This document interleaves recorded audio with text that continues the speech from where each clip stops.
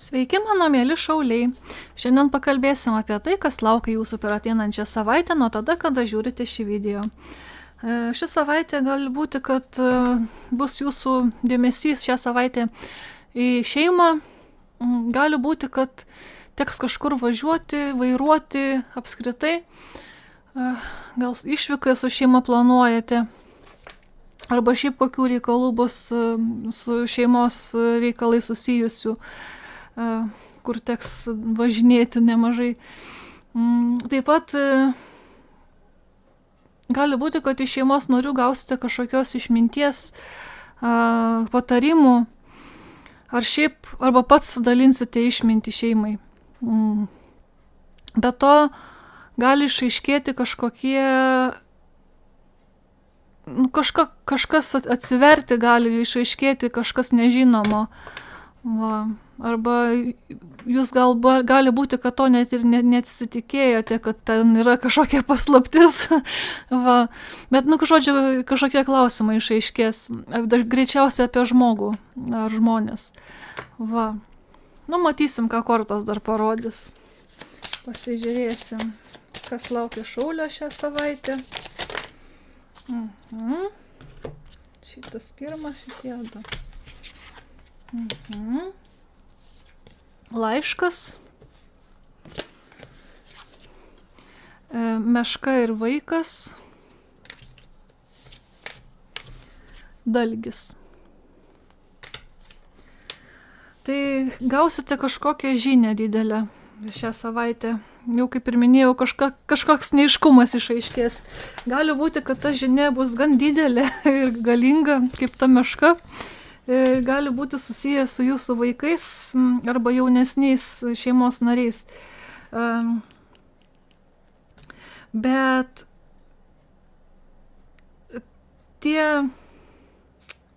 tos žinios greičiausiai bus kažkokio darbo pasekmė. Kažkokių, kaip čia pasakyti, kažkas buvo ilgai brandinama, auginama ir dabar kaip su ta dalgiu nupjaunama bus. Tai gali būti, kad tos žinios brenda ilgai. Arba žmogus, apie kurį gaunate tą žinią, ilgai kaupėsi papasakoti kažką jums. Šiaip per savaitę jums energijos netruks, eisite vis sklandžiai per savaitę. Ir gali būti, kad užbaigsite kažkokius darbus.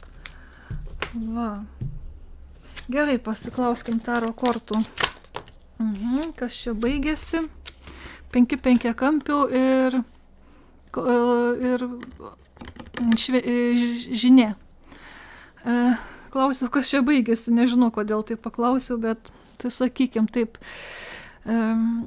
Greičiausiai kažkokie finansiniai sunkumai baigėsi. Jūs arba gausite kažkokį apdovanojimą ar atlyginimą už savo darbą nudirbtą. Gali būti, kad teks pasikliauti savo vidiniu žinojimu, savo žiniom, intuicija. Kaip ta žinia, jinai tiksliai žino, kur eina, žino kas kur turi būti. Ir tvirtai ant žemės stovinti, nors ir debesyse pavaizduota. Taip pat jinai gerai supranta savo emocijas ir geba jas kontroliuoti. Tai gali būti, kad jums kyla daug emocijų susijusių su finansais. Ir dabar, kaip sakiau, klausiau, kas baigėsi. Tai baigėsi greičiausiai šitas finansinių kažkokių sunkumų etapas. Gali būti, kad ta žinia, kurios sulauksite, bus susijusi su finansais. Arba kažkokiais smulkiais pinigais.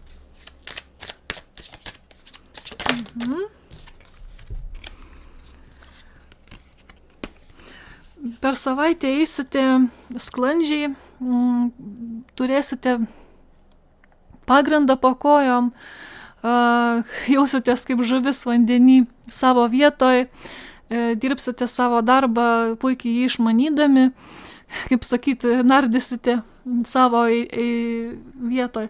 Gali būti, kad ir savo santykiuose labai gerai jausitės, namuose gerai jausitės, gali kažkokia šventė būti, nusimatyti. Man 4 lazdų visada dar apie gyvenimo pagrindus, nes 4 kampai, ne namų. Tai gali būti, kad apie tai dar galvosite, apie savo gyvenimą, apie gerovę. Va. Galbūt apie vaikų gerovę, nes prie vaikų kortos čia šitos kortos mums krito. Tai va, žodžiu, turėsite energijos, viskas sklandžiai vyks, bet gali būti kažkokia namuose šventė. Va, nusimato. Gal vaikų gimtadieniai ar šiaip kokios šventės. Arba galvosite apie gerbuvį vaikų. Ar šeimos apskritai, nebūtinai vaikų. Ir koks rezultatas šios savaitės?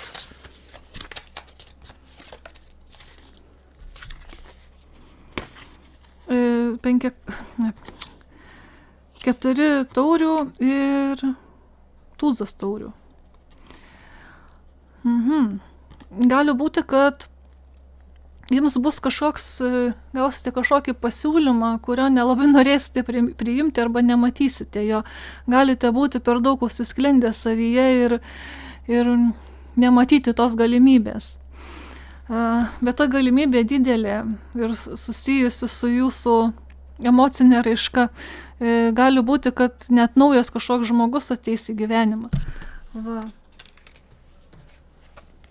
Gali būti, kad jūs laukiate labai ilgai šitos žinios ir dabar kaip ir ilgai laukia, jau nebesitikit jos ir net sunku priimti ją.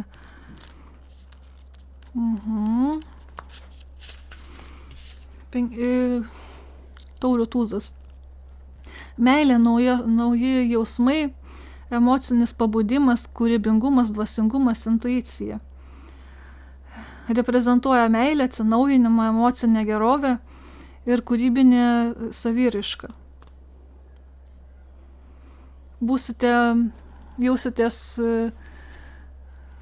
Jausite ryšį su kitais ir jausitės pilnas. Kažkoks draugiškas ir labai visiems naudinga, gera draugystė visiems naudinga, kuri atneš jums laimę ir emocinį pasitenkinimą.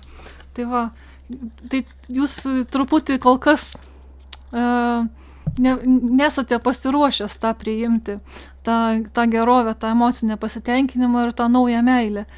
Ir truputį nusigręžęs nuo jo. Čia jums siūlo, ne, va šitą va.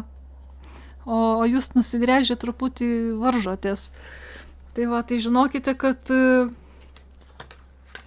gali būti, kad jūs paskendės darbuose ir negalvojat net apie romantinius meilės reikalus.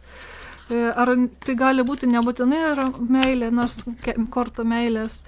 Gali būti šiaip kažkokie žmonės gyvenime, kurie jums kažką naudingo atneš. Gerai.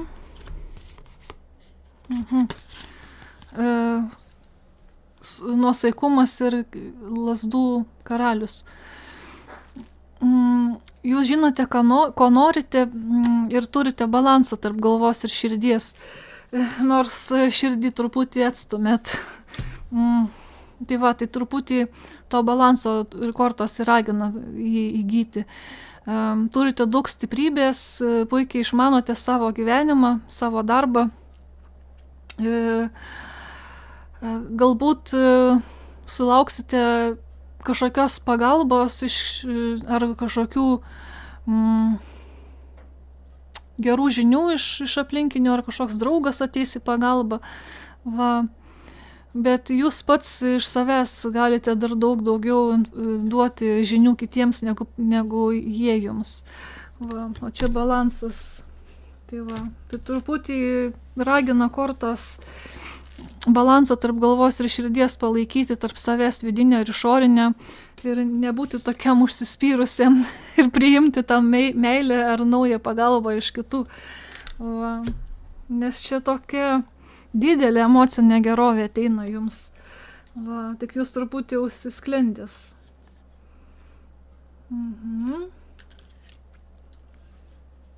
Gerai.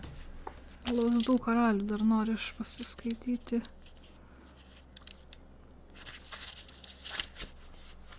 Gali būti, kad teks imtis lyderystės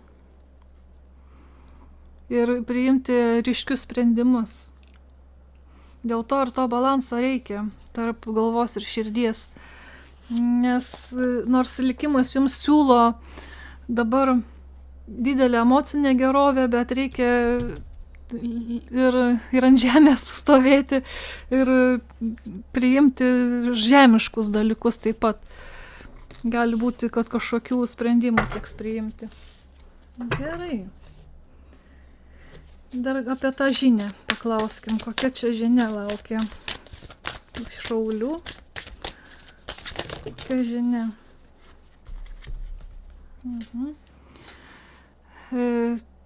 Gilumų naras, nerėme giliai į užduotį ir nykstantis veidrodis, ego atsitraukimas. Gali būti, kad sulauksite kažkokios naujos užduoties ar naujo darbo, ar kažkokio pasiūlymo. Tai tas laiškas greičiausiai bus pasiūlymas kažkoks naujas, kuris leis jūsų vidiniai jėgai sužibėti, jūsų įgūdžius parodyti. Tik tai gavę tą pasiūlymą, jums truputį reikės savo ego suvaldyti, tai truputį atitraukti jį ir gal, sakykime, uždarbį už savo tą darbą truputį mažesnį gauti. Ar tiesiog nesijausti, kad viską žinom, viską mokom. Gali būti, kad šitas veidrodis siūlo truputį pažiūrėti į tai, kaip mes save rodome kitiems. Ir kadangi nyksta tas veidrodis, tai mes truputį tą savo įvaizdį turime sumažinti truputį. Mažiau kreipti dėmesį į savo tą įvaizdį ir daugiau būti patys savimi. Truputį tą ego atitraukti.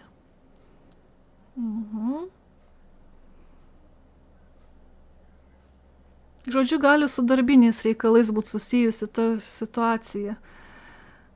Bet sakau, namuose tai galvosite apie šeimą, apie vaikus.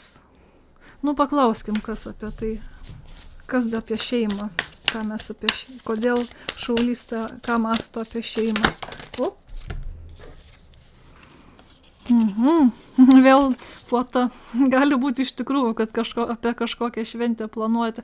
Arba labai gerai jaučiatės savo namuose, ar jausitės savo šeimos apsupty. Gausybės puota, pasirinkimai ir pasiekmės. Džiaugsitės savo pasirinkimais, galbūt savo partneriu dar kartą pasidžiaugsite, kad tokį įsirinkote. Dangaus raštai, likimai. Gerai, ir kaip čia pasakyti, šventas kontraktas. Tai gali būti, kad naujos sutartys kažkokios per šeimos narius ateis jums, tie nauji planai kažkokie. Ar su giminėm gali būti susiję, bet arba per šventę kažkokią gausite naują kontraktą. Bet šitas kontraktas, kadangi čia rodosi kartu su lemties korta, tai man primena visada šis kontraktas apie gyvenimo kontraktą. Mes gimdami, mūsų siela pasirašo gyvenimo kontraktą ir per jį mes einame per visą gyvenimą, per visus sunkumus ir gerumus, per visas meilės ir nuoskaudas, per viską einame, būtent dėl to, kad mūsų siela tai pasirinko. Tai dar gali būti, kad šią savaitę kažkas tokio kažkas iš to kontrakto gali nutikti, greičiausiai gero, nes kortos aplink geros, kaip sakiau, nardysite kaip žuvis vandenį. Ir kada mes žinom, kad tas kontraktas vystosi, tai tada, kada mūsų širdis suvirpa. Ar iš džiaugsmo, ar iš liūdesio, nu taip, tai žinom, kad pildome savo gyvenimo kelią. Tai va, tai apie šitą.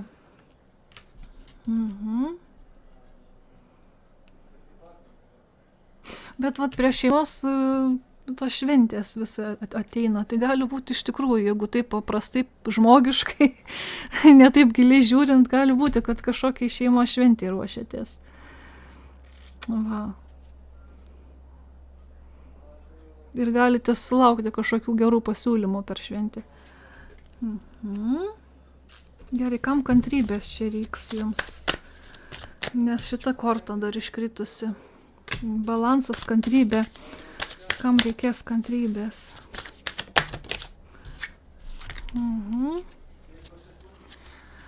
Sulaukti šanso gero ir būti kantriu, organizuojant ir aiškinantis viską, kas jūsų toje situacijoje yra. Gali būti, kad gavę naują pasiūlymą turėsite daug sudėlioti kontrakto detalių arba šiaip daug popierizmo kažkokio teks tvarkyti. Tai va. Ir gali būti, kad kantrybės reiks laukiant, sakau, to šanso, kol tos galimybės jums pasirodys ryškiai.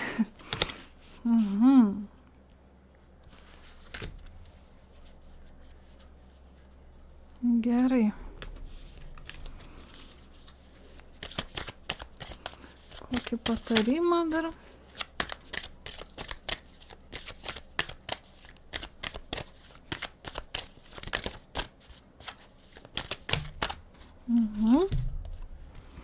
Pasikliaukite vidiniu kirbesiu.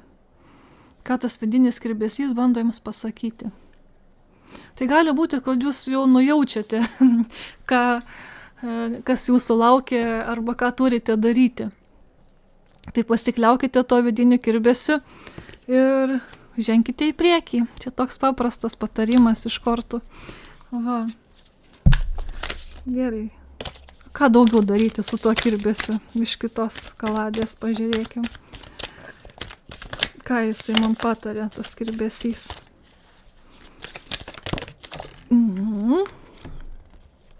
And call. Gydytojas, matantis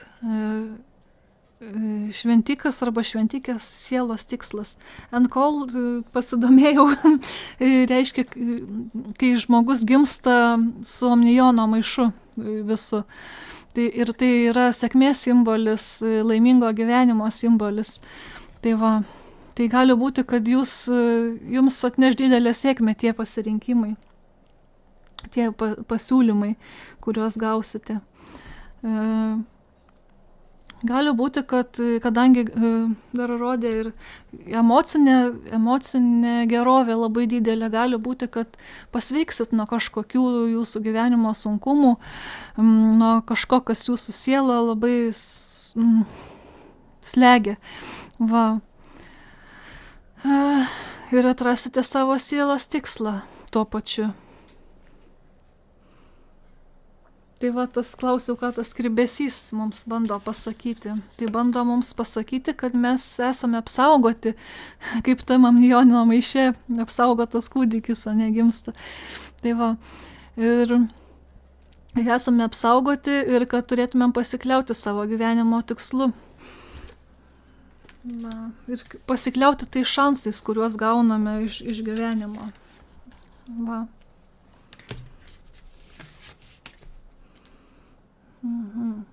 Kartais mums prireikia kantrybės, kad tuos gyvenimo šansus mes gautumėm. Ir kartais tas kirbesys labai ilgai mus kankina. Va. Bet panašu, kad jums dabar ilgai laukti nereiks, tik tiesiog reikės truputį kantrybės, gal su šeima, su vaikais, arba su tuo, ką prieš tai sakiau, nebepamenu jau. Biškiai. Gerai, pasižiūrėkim dar, ką Varnas mums patars, kokį patarimą duosim.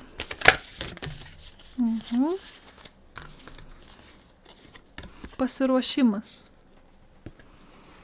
Na, tai ruoškitės tam gėriui, kuris ateina į jūsų sodą, į jūsų kiemą. Va. Gali būti, kad jūs visam tam esate pasiruošęs ir belieka tik tai nupjauti vaisius, tuos paskutinius darbo vaisius nuimti. Va. Jūs kaip ir jau mačiau praeitai iš kortų, kad labai gerai jausitės, savo vietoje jausitės. Va. Ir gali būti, kad čia truputį, prieš tai jau minėjau, gali reikti kažkokių prisiruošimo tam darbui, į kurį čia nersite. Tai kažkokių organizacinių dalykų gali reikti tvarkyti. Va.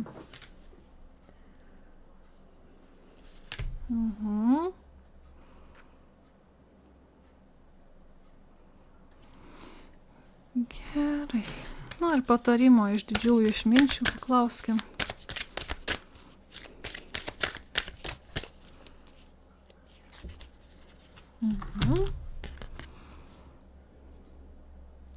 Pasitikėkite savimi. Jūs esate geresnis, negu galvojate, negu įsivaizduojate, negu suvokėte. Va. Tai pasitikėkite savimi. Ir tik neleiskite, čia jau prieš tai kalbėjom, savo ego užgožti savęs.